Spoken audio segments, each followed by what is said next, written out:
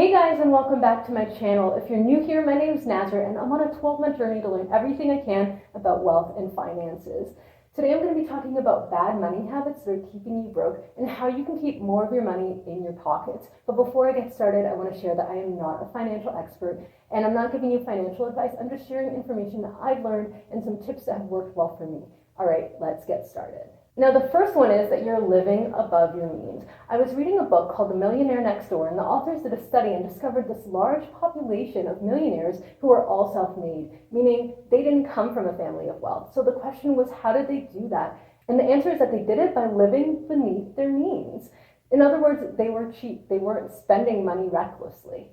And the key was, as they started to get more and more money, they didn't change their lifestyle. They stayed in that same lifestyle and took all of that money and saved it and invested it to grow more wealth. Now, what ended up happening was they had saved so much money that if they, were fired or quit their jobs, it was fine. They can continue to live that lifestyle without having to worry about money because they had so much in savings. And that's ultimately the goal, isn't it? We want the freedom to be able to do what we want and not have to change our lifestyle. So I found that really fascinating. And I find that nowadays media is really pushing this agenda of how we should be living our lives. And it has us focus more on appearing wealthy than actually accumulating wealth. And we need to flip that, right? We need to start saving our wealth, making more money, and stop worrying so much about what other people think of us. Now, there's this really good Jay-Z quote, and he says, if you can't buy something twice, you can't afford it. And what I really like about it, well, there are two pieces. One is it's a good rule of thumb that if you are looking for a car and you can't buy that twice, look for a cheaper car. That's great. But the really interesting piece to me was that Jay-Z has rules around how he spends his money. That's fascinating. And it puts things into perspective for me. If wealthy people are, having rules around their spending habits, why aren't I? Why aren't you? We should be following them because that's how they accumulated their wealth. They thought about how they're going to spend their money and decided to invest it. Okay, and the other thing I want to say is that if you're living in a really bad situation, I'm not saying to stay there. What I'm saying is get into a situation where you're comfortable with your lifestyle, but then as you begin to make more and more money, do you really need to change that lifestyle and level it up? Or can you take the money that you're making and invest it like these millionaires did? Now, the next one is that you don't have a financial goal. And I know you're probably sick and tired of hearing about goals. And if you're anything like me, you hated it. But the reason people are saying this is because it works. And when I started to set financial goals for myself, it made a drastic impact in my life. So you should really consider it, because if you don't have a goal, you're not working towards anything. If you're not working towards anything, how can anything change in your life? The big thing for me was around time. So when I set a goal, I do it at the beginning of the year and I do it for 12 months. That way at the end of the year, I can analyze how I did and adjust accordingly. So if it was too tight, I can make a looser budget. If it was really easy, I can think about making it a little bit more difficult or challenging for me. I also do this thing where I'll have smaller goals throughout the year. So let's say I want to purchase a house. I might want to save for 2 to 3 months for the down payment of the house. Now, because I have a time set, it makes it a little bit easier for me because usually those 2 to 3 months are really tight. My budget is tight. I'm not going out anywhere. I'm not eating out or doing anything outside of paying my bills. And that's not sustainable. But because I have, that end date there, I know that I can just do it for 2 or 3 months and then I'm done.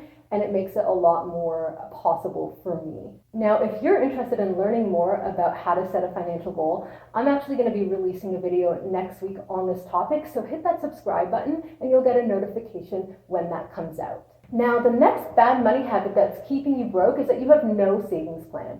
It's really important that you have a financial goal, but once you have that, you have to come up with a way to reach that goal. You need to break it down into manageable pieces.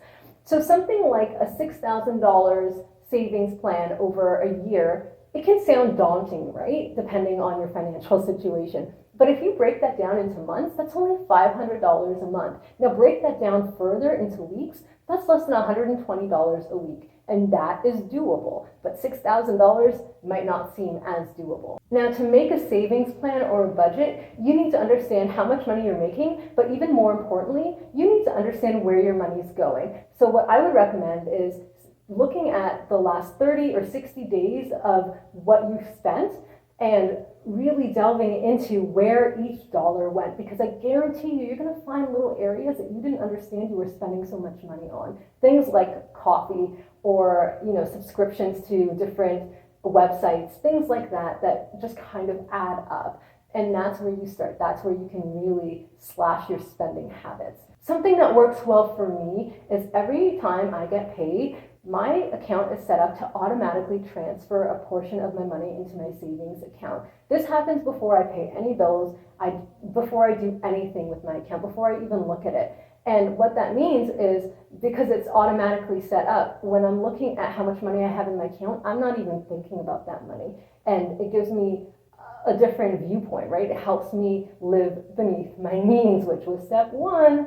All right, so you might not be paid regularly like I am, but that's okay. You can still go in every time you get paid and transfer the money yourself. And that only takes about 5 minutes, so there's really no excuses there. Anyways, that's something that works well for me, and I would suggest you think about that.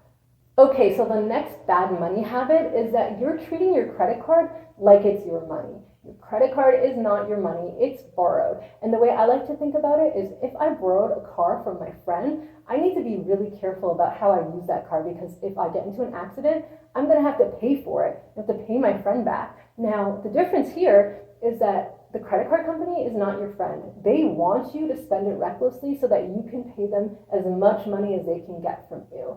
So you have to be really considerate about how you're spending the money. My rule of thumb for myself is, if I don't have money in my account at that time, I'm not using my credit card. And I know a lot of other people who will say if they don't have the money in their account by the end of their month, they're not putting it on their credit card. The thing to remember is credit cards are important because it helps build credit, but you have to think about it strategically. You have to use it in a way that'll benefit you, not the credit card company. All right, the next bad money habit is that you're not investing your money. It's great to cut back on spending, have a goal, have a budget and save a lot of money. That's amazing. But if you're not making a plan for this money, it's not doing anything for you.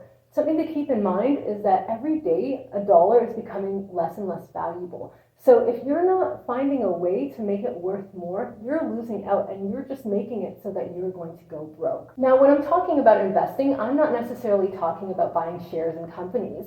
There are a lot of ways to invest your money. It can be in yourself, in a business, whatever you want to do. And actually, maybe a good thing here would be to check out my video on the 8 income streams to get an idea of how you can be investing your money. Now, something to keep in mind is that wealthy people are investing their money and making it grow and work for them. And if you're not doing that, since dollars become less valuable every day, that gap between where you are and wealthy people are is growing. And in comparison, you're becoming poorer and poorer. And that's not what you want to do for yourself. So think about ways that you can invest your money and make it work for you. And the next bad money habit is that you have no strategy for paying off your debt. I think most of us understand that it's important to pay off debt, but which one are you focusing on? Which one are you paying off first? Now, there are a lot of different ideas about how to do this. There's one, I think it's called the avalanche approach, where you start off with the smallest debt and you go to the next and the next until you only have one large piece of debt that you're focusing on and paying off. Now, that's all well and good, and I think the idea is that it's building momentum. The problem I have with it is it's not considering how much interest you're accumulating while you're starting off with those smaller debts. And it's more emotionally driven. And finances and emotions shouldn't be together. The problem that most of us have with finances is that we spend based on emotion, not based on strategy. This is all about numbers, and you want to make sure that you're keeping as much of your money as possible. So what I would do is look at which debt is the most and which one has the highest interest rate. And when I look at those things and think about which debt is actually charging me the most money long term, that's where I would focus, so so that I can keep as much of my money with me and not pay it off to other people. Stop combining emotions with your finances. Okay, so this next one is that you have no emergency fund. If you don't know, an emergency fund is about 3 to 6 months of savings that's there in case of an emergency. I mean, pretty obvious based on the name, right? And the purpose of this is that if, your car breaks down, you have money that you can tap into and you don't have to adjust your budget. Or if you are fired, which happened to a lot of people in the pandemic, you have 3 to 6 months of savings to fall back on, and you don't have to worry for at least a short period of time while you're trying to find a new job. Now, this isn't a habit that's keeping you broke, but what it is doing is preventing you from having a safety measure, right? An emergency fund is a safety net, and it prevents you from going broke. Okay, next week I'm going to be talking about how to set a financial goal using the SMART system, but I actually have an additional step that's worked miracles for me. So don't forget to hit subscribe if you want to get a notification. And I'd also like to hear from you. Which bad money habit are you going to be tackling first? Let me know in the comments below, and don't forget to hit that like button. I'll see you soon, and until then, don't forget to check out some of my other videos.